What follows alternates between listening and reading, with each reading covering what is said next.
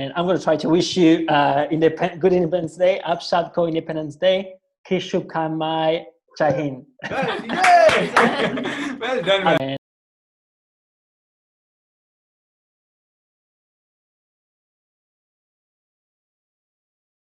So, hey guys, I'm Desh. Hi, lovely people. I'm Moon. So today we have one of our very good friends, Jeremie. Jeremie has been to India, and we thought we'll invite him today so that he can just share his experiences. How he felt about India. What was his experience. So Jeremie, welcome on, my friend. Why don't you start by telling about yourself? Thank you guys. I'm Jeremy. I'm a good friend of Desh and Moon, and I'm going to try to wish you good Independence Day, Apshat Independence Day, Kishub Kamai Chahin. Well done, man. Thank you. And I'm originally from France. I've lived in a few countries in this world, but I've been to India as a traveler, once as a traveler and second time as a worker. Oh, wow. Okay. And I loved it. Thanks, man. Really, I think the Independence Day wish was amazing. Thanks a lot. So Jeremy, so how's it, man? When when you hear India, what comes into your mind when someone says India? What's your first thought? Yeah. Life, good life, dynamism, a lot of culture,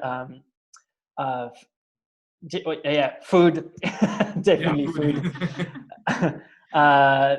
Probably the friendliest people I've ever met in many ways, and also a lot of misconception from, let's say, us Western people.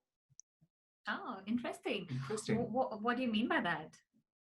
I guess I've been let's say I'm going to introduce how I got into the close to the Indian culture.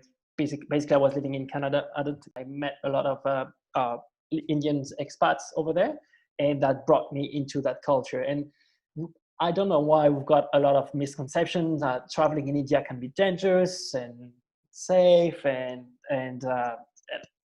anyway. And I decided at some point that I love the Indian culture abroad, that I needed to go in India to experience it by myself. And then that was probably the safest trip I've ever done by myself.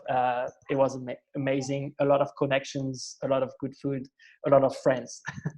Oh, wow. It's great to hear, man. Great to hear. So what about your trip? Where did you all visit? When was it? Which cities did you cover? So basically, as I said, I was living in Canada and I quit my job over there, and I took 6 months of sabbatical. Wow. And I decided to go traveling across. So during those 6 months, I've been to many cities, many areas, but mainly the west part of India, from north to south. So I started from Delhi. That's basically where you land. And I had some close friends in Dehradun, and then went to the Himalayas, then flew down to Rajasthan, then I went down to Karnataka, Goa, or the other way around, Goa, Karnataka, Kerala, and basically from north to south on the west side. You have traveled more than a lot of Indians, man. Well, I agree. Well, Desh is from the city that you went to, which is Dehradun. So I'm from Dehradun. And I'm from a city called Pune, which is closer to Mumbai on the west side. Yeah. So you are more now a good friend as well now. Well, just a tip. I have known Jeremy for quite some time, and just like any other friends, he's also crazy like us. But when it comes to standard of drinking, if all of us are here, he's there. That's how we became friends, right? Yeah, that's true. Talking, drinking, talking, and it was like, oh, I've been to India, talking about a lot of things, man. Amazing. It's great. Well, I must say, I received some good education from my Indian friends. I learned how to drink Old Monk. So. Oh, cool. You touched some nerves, man. I'm living outside India and I miss that. Seriously, it's whatever. It's a holy drink for us. Oh yeah, totally. Well, just from your experience or from your travel, what was the city that you loved the most? I must say that cities in general weren't my favorite places in India. And for me, that would say more like countryside or smaller towns and villages that I really learned how to appreciate. That was harder as a tourist, as a foreigner tourist to get into. But like above Manali in the mountains and small villages in the mountain was for me a mind-blowing experience, getting to live in small villages and be hosted by the locals and kind of live their day-to-day life. Otherwise, from a more touristy aspect, obviously Goa, a region in general was amazing, but it is closer to, let's say, the Western world, so it's not much of a difference. Yeah. And as a big ish city, I would say like a city like Dehradun was much more what I liked. Or in Karnataka, in Kerala, that was, I think, Cochin was also a city that I really liked. Yeah. Oh, talk about. Looks like you loved your entire trip, Jeremy. You basically covered it from north to south. Loved it, man. Loved it. Find the difference between the languages and the culture in the north and in the south? Yes, so that's actually what was the rich part of traveling in India is everyone is on dialects, religions, beliefs, food culture.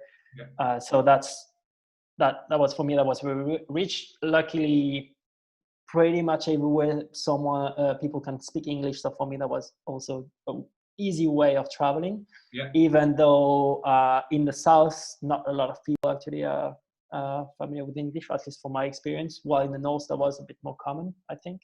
Mm-hmm. Wow. Now talking about food, okay? Yeah. You mentioned it. That's one of the things which you loved. Do you have a favorite Indian dish now, like the food item?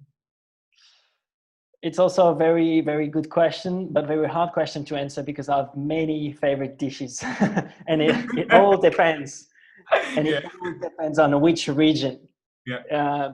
It's like asking me, do you have a favorite European dish? Every country is different. In India, every region has its own favorite dish. So if I take the north, I would say for me, the momos were the best. Oh, Jeremy, you're touching news, man. You're making us miss India right now a lot. If I talk about the south, I would be between dosas or fish cooked in a banana leaves with coconut rice. Yeah, it's very hard. And Rajasthani food also was very amazing. And I would say I came a second time. That's what I didn't precise. I came a second time for work, and I spent a month in Ahmedabad, in Gujarat. Mm-hmm. And this was another dimension to India for me. Mainly vegetarian food, but same thing. The food over there was really, really amazing. I was really impressed by what they call I'm not sure what's the word for it, but basically the egg bars, where you go eat dishes made of eggs in general, and that was like amazing, so delicious, and it's more like street food. That's my favorite food anyway. We even didn't know about it. And what was your perception? Like, I know you touched upon it before, but what was your perception before coming to India, and what is it now? What has changed? What has stayed the same? I would say that let's say I had a indirect Indian influence because my mom went to India when she was young, and she kept talking about India when I was a teenager, and she probably started to plant some seeds in my brain and gave me a sort of taste for it.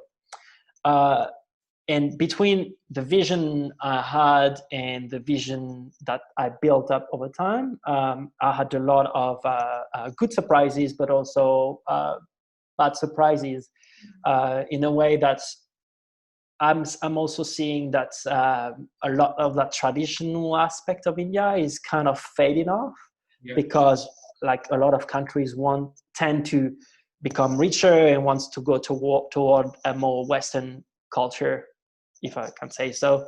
And something that I was trying to run away from was in India, and that's why probably I was more attracted by small villages and so on.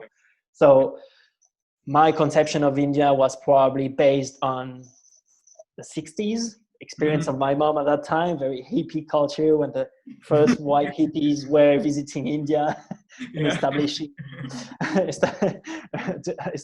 something like in Goa and so on. And now you go to Goa, I wouldn't go back there, for example. Different. But I would definitely go back to the Himalayas, or like the Kerala, or like more remote areas, the jungle, or even the Karnataka was really impressive. Very strong culture. Yeah. Did you see any animals while you were there? Elephants, lots of elephants in how do you call it? I can't remember the name now, but basically the tea plantations you've got in the south. Munnar and all. Munnar, yeah, exactly. Lots of elephants and monkeys everywhere. Too many. That's great. Now, seriously, so that's what India is, right? From north to south, to east to west, we're so diverse. Mountains, sea, desert, forest, everything, and I think that's one of the things which we are really proud of. True. Yeah. I remember like people were asking me, "Do you ever get snow?" And I'm like, "Yeah, we are surrounded by Himalayas." And then people are like, "Oh, do you have sea around?" So I'm like, "Yeah, we have half of our borders surrounded by sea." Yeah. And then people are like, "Oh, sure, you don't have desert." And I'm like, "No, we have that as well." That's so right. it's kind of like really diverse, which I think puts us at a good spot. Yeah. Just one last question from me. If there's someone else who's planning to travel to India and is thinking about it, what's your advice? My advice would be let it go. Avoid any sort of misconception. It takes a while to adapt yourself. It obviously depending on the origin of that person, but if like me coming from Europe and is never traveled in this type of countries, that would at the beginning could be a bit difficult to adapt yourself, but it requires time.